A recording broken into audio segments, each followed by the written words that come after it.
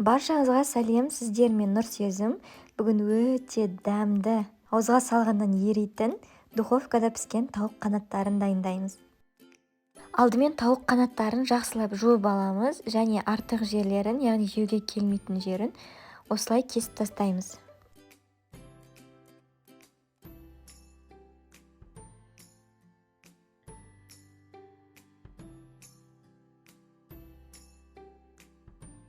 Және мен пышақпен осылай ішін кішкене ашып жіберемін. Себебі біздің істеген маринатымыз ішіне қарай еніп, одан сайын жақсы дәм береді.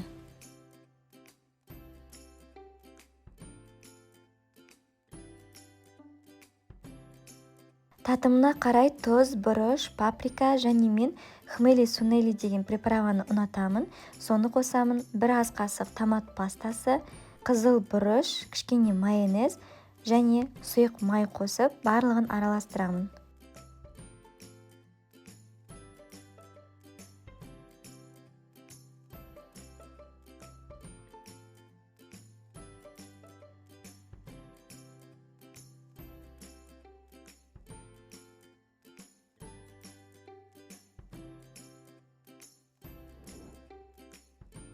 Кейін осы тауықтарға майдалап туралған картопты қосып, араластырып аламыз және осы маринадымызды 1 немесе жарты сағатқа тоңазытқышқа салып қоямыз.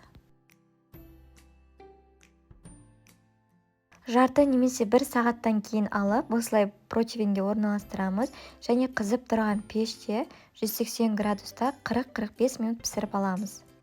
Мен әрдайым осы рецептпен жасаймын және менің отбасыма қатты ұнайды.